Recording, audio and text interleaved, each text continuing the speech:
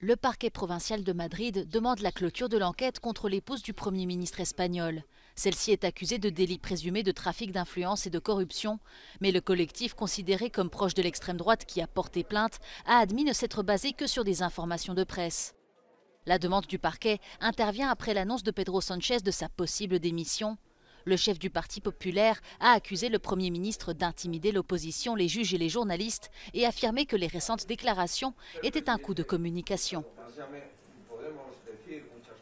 En España nadie está al margen de la ley, se apellide como se apellide.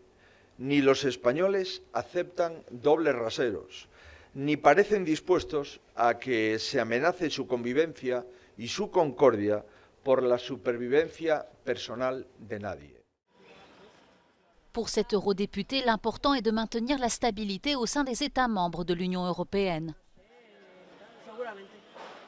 I would say that we need stability now more than ever. We see so much instability in many member states, in Europe, in other parts of the world. And if I look at the Spanish situation, we have seen how difficult it was to get a government in the first place in such a hung parliament. So I really hope that this is not going to lead to further instability. And whatever the personal ambitions of Mr. Sanchez are, I don't know. But I would say the first responsibility is to secure stability in all member states. Dans les rues de Madrid, les avis sont partagés. Tiene su derecho, como todo ser humano, ¿no? Pensar si es privilegiado la familia o la política. Coge 5 días de vacaciones para pensar, los demás no podemos cuando tenemos un problema.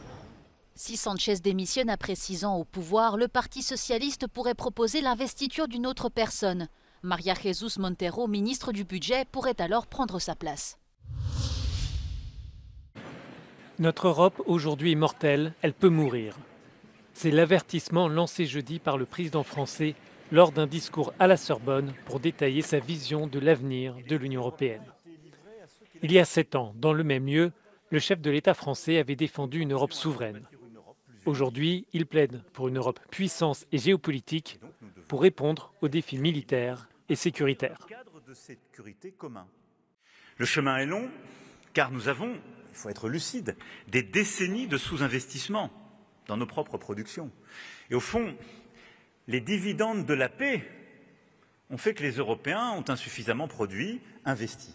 Ce qui a aussi créé une très forte dépendance à l'égard de l'industrie non européenne. Alors, face à cela, on doit produire plus vite, on doit produire davantage et on doit produire plus en européen. Pour Emmanuel Macron, si l'Europe veut se faire respecter, elle doit aussi changer de paradigme dans ses liens économiques et commerciaux.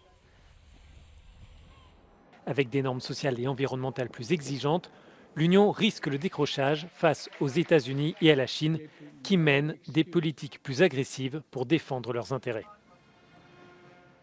Nous avons aujourd'hui un défi, c'est d'aller beaucoup plus vite et de revoir notre modèle de croissance. Parce que là aussi, les règles du jeu ont changé. Et elles ont changé de manière simple. Les 2 premières puissances internationales ont décidé de ne plus respecter les règles du commerce. Je le dis dans des termes très simples. Mais c'est ça la réalité depuis l'Inflation Reduction Act. Le président français souhaite accélérer la politique industrielle dans 5 secteurs stratégiques qui façonneront le monde de demain. L'intelligence artificielle, l'informatique quantique, l'espace, les biotechnologies et les nouvelles énergies. Enfin, selon Emmanuel Macron, c'est aussi la bataille des valeurs européennes et des démocraties libérales qui se joue maintenant. Emmanuel Macron's speech definitely had an electoral flavor behind it.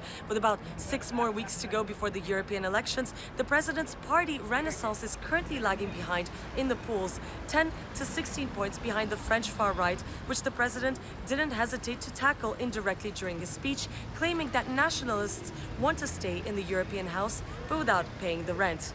Sofia Katsankova in Paris for Euronews. Le Portugal célébrait ce jeudi les 50 ans de la révolution des œillets. Des véhicules militaires et une troupe ont reconstitué dans les rues de Lisbonne le jour où la dictature salazariste est tombée. Le 25 avril 1974 a changé le Portugal et ouvert la voie à l'entrée du pays dans l'Union européenne en 1986.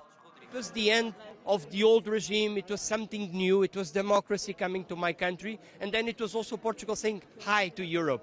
And so it's for me so incredible to be here commemorating democracy, fighting fascism again as we have to do again in Europe in the day that I have to leave this parliament. La révolution, qui s'est déroulée presque sans effusion de sang, a été menée par un groupe d'officiers subalternes de l'armée qui voulaient non seulement instaurer la démocratie au Portugal, mais aussi mettre fin aux longues et sanglantes guerres coloniales contre les mouvements d'indépendance en Angola, au Mozambique et en Guinée-Bissau. À Chypre, près de 25 000 demandeurs d'asile espèrent que les autorités leur accorderont le statut de réfugiés. Ces dernières années, la plupart d'entre eux sont entrés par les territoires occupés par la Turquie. Pourtant, depuis 2 mois, des dizaines de personnes, en majorité des Syriens partis du Liban, arrivent aussi par les côtes. Mais les centres d'accueil sont pleins à craquer.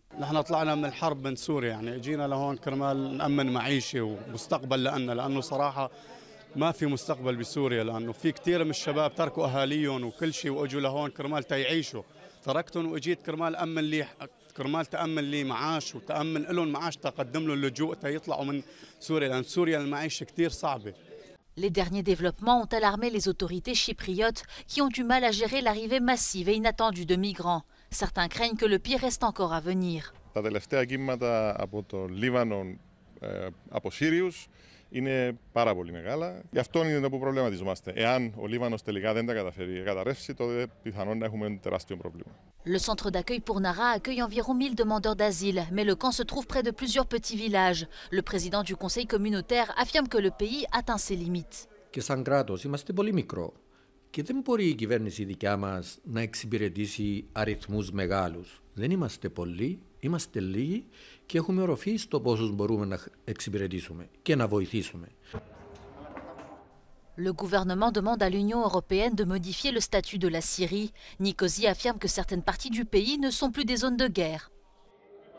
Το μεταναστευτικό, τουλάχιστον στην Κύπρο, είναι ένα ζήτημα που βρίσκεται πολύ ψηλά στις συνειδήσεις, στις ανησυχίες των πολιτών μας, αλλά και ως κριτήριο στις επιλογές που θα έχουν στις επερχόμενες εκλογές. Εμείς και άλλα κράτη της Ευρωπαϊκής Ένωσης βλέπουμε ότι υπάρχουν συγκεκριμένες περιοχές στην Συρία που μπορούν να χαρακτηριστούν ως ασφαλείς. Θα πρέπει να επιδείξει η ίδια η Ευρωπαϊκή Ένωση έμπρακτη αλληλεγγύη, έμπρακτη στήριξη στην Κύπρο.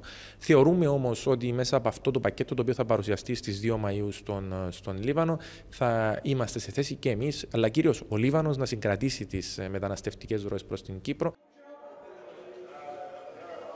Αυτή τη στιγμή το 7% του πληθυσμού της χώρας είναι πρόσφυγες και μετανάστες. Ο Νίκος Χριστοδουλίδης υποστηρίζει πως πλέον πρόκειται για θέμα εθνικής ασφάλειας.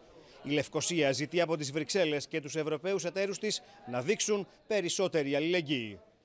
Από το κέντρο πρώτης υποδοχής Πουρνάρα για το Euronews, Απόστολος Τάικος. Ouverture du salon automobile de Pékin où les constructeurs européens tentent de se faire une place sur le marché chinois. Les voitures électriques et la connectivité sont les 2 principales tendances du salon. Les pays occidentaux regardent avec crainte l'expansion de la production chinoise de véhicules électriques. En décembre dernier, plus des 2 tiers des ventes mondiales de véhicules électriques ont été réalisées en Chine. À elle seule, la Chine compte pas moins de 129 marques de véhicules électriques.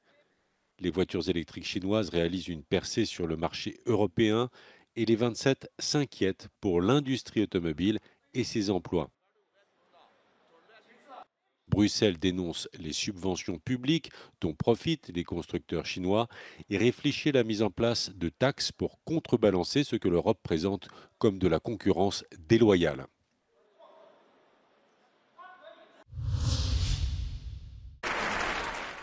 Applaudissements et embrassades. C'est l'heure des au revoir à Strasbourg. Le Parlement européen a clôturé jeudi sa dernière session plénière du mandat. Certains vont dire adieu à l'hémicycle et d'autres espèrent bien revenir après les élections. Cette 9e législature a été l'une des plus intenses à cause de nombreuses crises. Euronews a interrogé les parlementaires sur les succès et les échecs de ces 5 années. Les groupes politiques sont généralement fiers de la gestion de la pandémie de Covid-19 et de la solidarité face à l'invasion de l'Ukraine par la Russie. The biggest achievement for sure was to restart the European engine, the economic engine after the corona crisis. So the RRF, the Recovery Resilience Fund, was for sure the most important decision in this mandate. L'aver saputo farsi trovare comunque compatta e decisa nel momento in cui si è infiammata l'Europa a seguito dell'aggressione russa all'Ucraina. In quel momento l'Unione Europea ha compreso il pericolo. Pour les partis de gauche, le pacte vert européen est l'un des succès du mandat, même si certains textes se sont révélés moins ambitieux et d'autres ont été reportés. Me hubiera gustado que la ley de restauración de la naturaleza fuera una realidad y hemos trabajado por ello. Por desgracia, el Consejo ha bloqueado esta directiva y esperamos que en el futuro, lo más breve posible, podamos sacarlo adelante.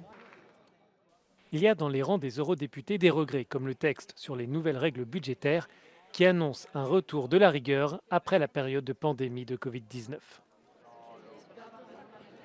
Which is a fiscal straitjacket that will make all the ambitions of the Green Deal and also supporting Ukraine fiscally, so financially impossible, and the Asylum and Migration Pact, which will not solve anything and which is just making a joke of the European values.